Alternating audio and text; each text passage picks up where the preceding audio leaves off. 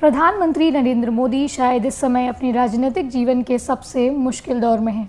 जिस कोरोना की पहली लहर पर फतह के लिए जाना जाता था, उसी कोरोना की दूसरी लहर से पीएम मोदी की साख को एक बड़ा झटका लगा है। सोशल मीडिया पर मोदी के खिलाफ तमाम पोस्ट और मीम्स वायरल हो रहे हैं। न्यायपालिका की ओर से भी मोदी सरकार पर कड़े कटाक्ष किए जा रहे हैं। उधर पश्चिम बंगाल चुनाव में हार और उत्तर प्रदेश पंचायत चुनाव में शिकस्त से मोदी सरकार के खिलाफ एक माहौल सा बन गया है। विपक्ष इसे बड़ी हार के रूप में प्रचारित कर रहा है। दूसरी तरफ बंगाल में चुनाव परिणाम आने के बाद से हिंसा की बाढ़ सी आ गई है और बीजेपी को अपने कार्यकर्ताओं को बचाने की चुनौती से भी जूझना पड़ रहा है। बीजेपी को लेकर संदेश प्रचारित किया जा रहा है कि वह अपने कार्यकर्ताओं का इस्तेमाल करती है, उनकी रक्षा नहीं कर पाती।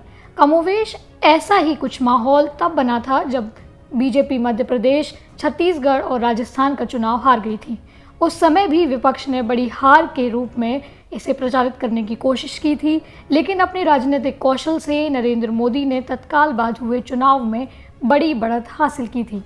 जानकार मानते हैं कि नरेंद्र मोदी का यह बुरा समय भी जल्द खत्म होगा और वे अपने कौशल से जल्द ही विरोधियों पर फिर से हावी होंगे। आप देख रहे हैं नेतागिरी। वीडियो आपको पसंद आए तो लाइक कीजिए, शेयर कीजिए और कमेंट कीजिए। अगर आप हमारे चैनल पर पहली बार आए हैं तो सब्सक्राइब ज़रूर करें और हाँ, बेल आइकन भी दबाएं ताकि हमारे अपडेट्स और वीडियो के नोटिफिकेशंस आपको मिलती रहें। पीएम मोदी और बीजेपी को सतर्क हो जाना चाहिए क्योंकि राहुल गांधी और कांग्रेस ने लोकसभा चुनाव 2024 के लिए जाल बिछाना शुरू कर दिया है। पश्चिम बंगाल का विधानसभा चुनाव इसका सबसे बड़ा उदाहरण है। दीवार पर लिखी इबारत को पढ़ा जाए तो कांग्रेस इस बार बहुत फूंक फूंक कर चाल चल रही है।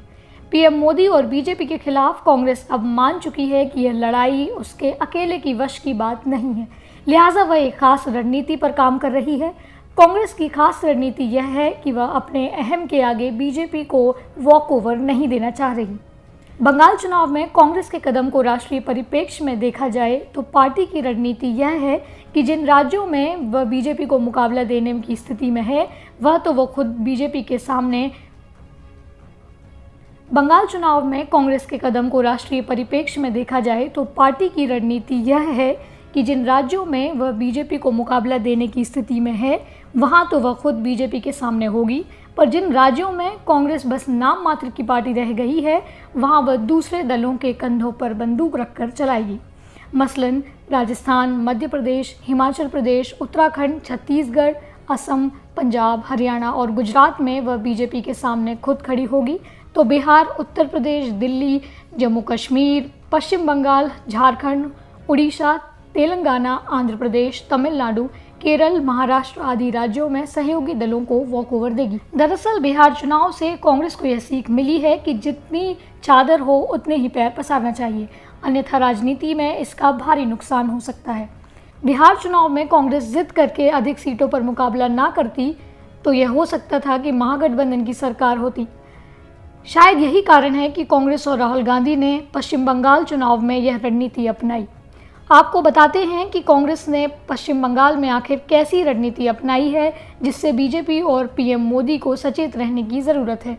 इस समय की बीजेपी और अभी की कांग्रेस को देखते हुए यह बातें अतिशयोक्ति लगें, लेकिन इसका असर व्यापक हो सकता है। दरअसल पश्चिम बंगाल के विधानसभा चुनाव में कांग्रेस ने तृणमूल कांग्रेस और ममता बनर्जी को वॉकओवर दे दिया और कांग्रेस का कोई स्टार प्रचारक पश्चिम बंगाल के चुनाव प्रचार करने नहीं गया। शायद ममता बनर्जी ने कांग्रेस को आश्वस्त किया है कि विधानसभा चुनाव में साथ देने के बदले वह लोकसभा चुनाव में कांग्रेस का साथ देंगी। वैसे भी कांग्रेस पश्चिम बंगाल में मुकाबले में नहीं है। अगर वह चुनाव मजबूती से लड़ती तो ममता बनर्जी का कुछ न कुछ नुकसान ज़रूर होता। दूसरी ओर 2014 के बाद से ही कांग्रेस दिल्ली में मजबूत तो होना चाहती है, पर हालात के आगे वह मजबूर है। इसलिए कांग्रेस को यह मुफीद लगा और यही कारण है कि पश्चिम बंगाल विधानसभा चुनाव से सोनिया गांधी, राहुल गांधी और प्रियंका गांधी दूर हो गए और अब चुनाव परिणाम सबके सामने है। ये मॉडल पश्चिम बंगाल विधानसभा चुनाव तक ही सीमित नहीं रहेगा। यह प्रयोग अब सफल हो गया है तो कांग्रेस उन तमाम दलों को अपने पाले में लाने में जुट जाएगी जिनके लिए बीजेपी अब तक खतरा बन चुकी है। ऐसे दलों में बीजू जनता दल, टीआरएस, आम आदमी पार्टी, समाजवादी पार्टी आदि शामिल हैं। शिवसेना, एनसीपी, राजद, वाम दल, जेडीएस, टीडीपी, नेशनल कॉन्फ्रेंस आदि दल पहले से ही उसके साथ हैं। आंध्र प्रदेश में जगन मोहन की पार्टी अभी कांग्रेस के कैंप में नहीं आ सकती, क्योंकि कांग्रेस से टूटकर ही जगन मोहन रेड्डी ने वहां अभी सरकार बनाई है और वहां उसका मुख्य मुकाबला टीडीपी और कांग्रेस गठबंधन से ही है। आम आदमी पार्टी भी अभी कांग्रेस के साथ शायद खुलकर साथ न आए। बीजेपी की ये दिक्कत है कि उसके तमाम सहयोगी दल एक के बाद एक किनारे होते चले जा रहे हैं। बीजेपी की सबसे पुरानी सहयोगी शिवसेना और अकाली दल भी उससे छिटक चुके हैं। अभी बीजेपी के साथ केवल जनता दल यूनाइटेड, रामदास अठावले की पार्टी और पुडुचेरी में कुछ सहयोगी दल बाकी हैं। पिछले साल हैदराबाद के मेयर चुनाव में बीजेपी ने टीआरएस के खिलाफ जबरदस्त तरीके से हल्ला बोला था, तो टीआरएस भी अब बमुश्किल ही बीजेपी के पाले में आएगी। ऐसे में कांग्रेस की जबरदस्त तरीके से गोलाबंदी 2024 के लोकसभा चुनाव में बीजेपी के लिए मुसीबत बन सकती है। उधर किसान आंदोलन के बहाने कांग्रेस पूरे देश में बीजेपी के खिलाफ माहौल बनाने में जुटी हुई है। कांग्रेस के बड़े नेता खुद किसान महापंचायतों का हिस्सा बन रहे हैं और बीजेपी के खिलाफ आवाज बुलंद कर रहे हैं। देखना होगा कि पीएम मोदी, अमित शाह और जेपी नड्डा की तिकड़ी कैसे कांग्रेस के इस चक्रव्यूह को भेदने में कामयाब होती है।